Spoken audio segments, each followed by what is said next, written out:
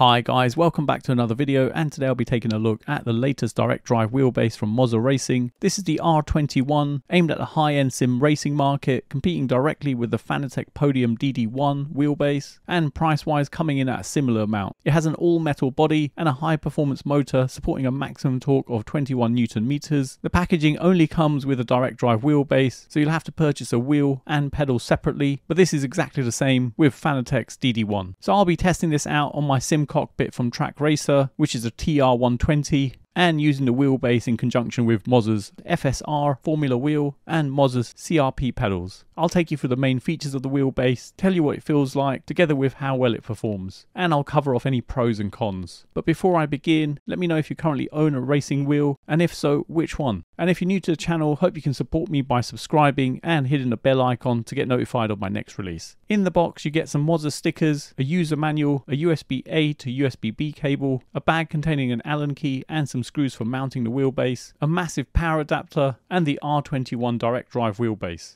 Taking a closer look at the R21 wheelbase, which weighs in at 8.9 kilograms with a solid build quality. It has an all aluminium body finished in black with cyber green strips at the top and sides. The top is a matte black with the sides being glossy black with the Moza Racing branding and R21 on the sides. At the top you've got Moza written at the top and vents on either side, together with a quick release system to connect your wheel. The collar for this is painted gold. Once you've connected a wheel, the wheelbase actually communicates with it wirelessly without the need to plug in or connect anything to it. It uses zero latency wireless technology, making it possible to transmit all the information from the wheel to the R21 wheelbase. Size wise, I've given all the dimensions on the screen.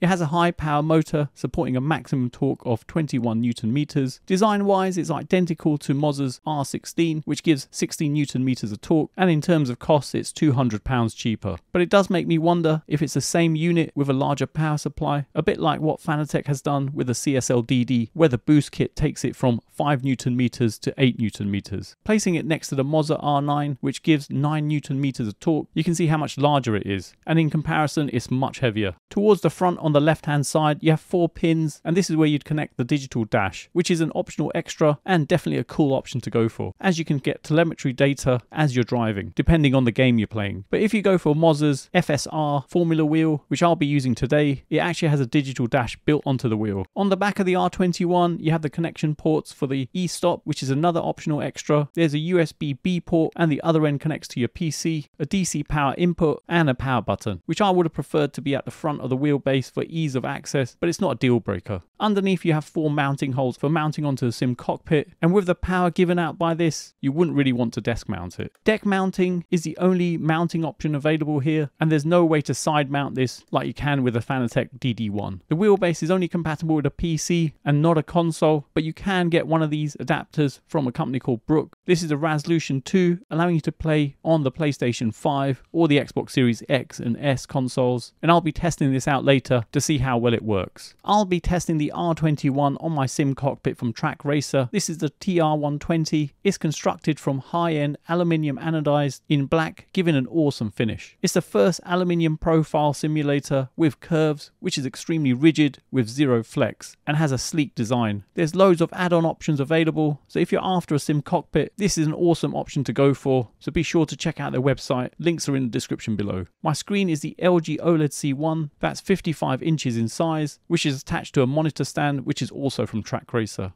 It's pretty easy to attach the R21 wheelbase, as there's 4 mounting holes underneath it, and same with the pedals, as they can be attached directly to the pedal plate. Attaching the wheel is simple with the excellent quick release mechanism found on all of Moza's wheels, allowing you to swap out your wheels in a matter of seconds. And it's pretty good seeing Moza has increased their selection of wheels over the last year to give a nice selection. I'll be testing with the FSR Formula wheel with a 280mm diameter and constructed from an aviation grade aluminium alloy backshell. There's an RGB rev indicator at the top, and you get a 4.3 inch HD display used to display telemetry data. together with 10 mechanical keys, which are illuminated. There's 5 band knobs, 2 thumb knobs, and 2 joysticks. The grips are covered in hand-stitched perforated leather, plus it has dual clutch paddles and shifters. I've done a full review of the wheel, so if you wanted to check that out, click the link in the corner, and I've also included a link in the description. And for the pedals, I'll be using Moza's CRP pedals, made from aluminium alloy with a 3-stage clutch. The brake pedal features a high-precision load cell with a 100kg pressure sensor, and an accelerator with a nice, smooth, consistent feel. Moza have their own software called Moza Pithouse, which you can download from their website, and you can use this to customize settings and perform firmware upgrades on their peripherals. You have to install this to allow you to use their products, and you launch games via it too. The software lets you customize settings for each of the individual devices that you've connected, and the user interface is simple to navigate around. On the navigation bar, you have your main menu, and underneath you have your individual devices, which gives you more granular setting controls. For the wheelbase, you can change the amount of force feedback by adjusting the settings here, or change the frequency depending on how much of the track you want to feel in the game. On the advanced page, you have some more settings like the hands-off protection, and on the force feedback effect equalizer, you can change the frequency depending on how much of the force feedback you want to feel, or how much less frequency you want to feel less on. There's also a mobile app available on both Android and Apple, allowing you to connect to the wheelbase via Bluetooth, giving you the same amount of customization, which is really impressive and so convenient. Now let's test this out and see how well it performs.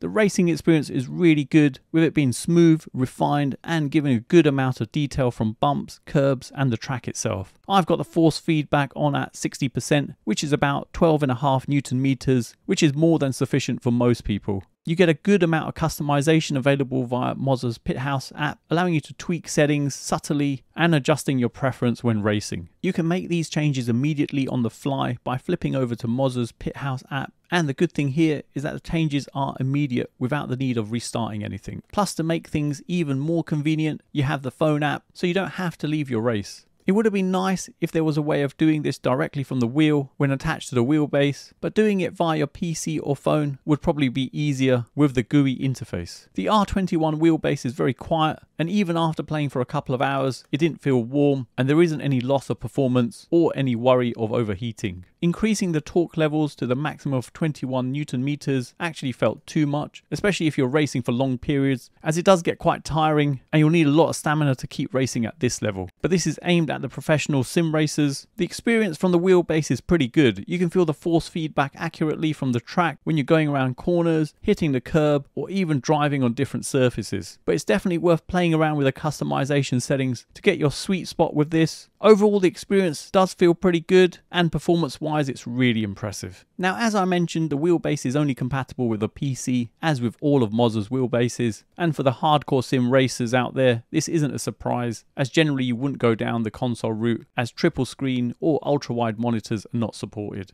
And the level of refinement using a PC means you get the most realistic experience possible. But Moza has mentioned they are working on console compatibility in the background, but not sure when this is going to happen, as they've been saying this for a while now. But there is a company called Brook who sell a product called the Ras1ution 2, which is a converter that provides console support on the Moza wheelbases. So this is compatible with the R5, R9, R16 and the R21. It's a device that connects to the console, and you plug your wheel and pedals into it. Once you've turned on your console, you select the console type on the device, and there's some settings that you can directly change on the adapter. I've done a full review of the Ras1ution 2 with the Moza R9 wheelbase. I'll leave a card in the corner, so if you want to check that out for more info, plus I'll leave a link in the description. Compatibility wise, it seems to generally work, but with Moza's FSR formula wheel, the paddle shifters didn't work, and neither did the display or the rev indicator. So I flipped over to Moza's RS wheel, and with this the paddle shifters did work on both the consoles, but to note the rev indicator doesn't work. On the Xbox Series X, playing Forza Horizon 5, F1 2022 and Assetto Corsa Competizione, they generally worked pretty well, giving a good amount of force feedback from the road and going around corners, and even when you come off the road or bump into anything. But on Forza Horizon 5, it did feel a little bit notchy, and with Dirt 5, it was pretty poor. It did work, but you could hardly feel the terrain when driving. Over to the PlayStation 5 and with Gran Turismo 7, it does work, but there is some strange behavior. When you're stationary, the wheel just keeps moving, which makes no sense. And where you really notice this is when you go down a straight run, you can feel the wheel moving back and forth. So not a great experience. Dirt 5 felt a little bit better than the Xbox, but again, I could hardly feel much of the terrain. And finally, Acerta Corsa Competizione generally worked well, but did feel a little bit notchy. So the adapter generally works, but with varying results depending on the console you're on, but it doesn't really feel as smooth and refined as it does on a PC. So in summary, I'm really impressed with Moza's R21 direct drive wheelbase, built to an excellent standard, as is all of Moza's products that I've reviewed, coming in at the top end of the sim racing market and a direct competitor to Fanatec's Podium DD1 wheelbase, which has a similar price. The wheelbase is only compatible with a PC and not a console, unless you buy a third-party adapter from Brook, which is the Ras1ution 2, which supports both the PlayStation 5 and Xbox Series X and S. But to note, it doesn't really feel as smooth and refined as it does on a PC. The design is very much like Moza's R16, which has 16 Newton meters of torque, but with the R21 you get 21 Newton meters of torque, which is just an insane amount, and something really aimed at the pro sim racers out there. If you were upgrading from something like an R9 and wanted to race at the higher torque levels, then you'd gradually want to build up to it, as jumping in at the higher levels can be a bit too intense and can cause fatigue, especially if you're doing long races. For me personally, I found having the force feedback at 60%, which is about 12.5 Newton meters, was enough for me, but it really comes down to the experience you're after. The customization available via Moza's Pithouse software on a PC is excellent, and if you do get the wheelbase, it's definitely worth having a play about with the settings to get the optimal setup for you. I like the fact you also have a mobile app to change settings on the fly without the need to reset the game. Mounting wise, options are limited to just deck mounting, as there's no ability to side mount this. I love the quick release mechanism, which is available on all of Moza's wheelbases, and with the growing selection of wheels they now have, you can easily swap your wheels in a matter of seconds. Overall, I'm really impressed with the new R21 wheelbase. It's a worthy candidate against the Fanatec Podium DD1 wheelbase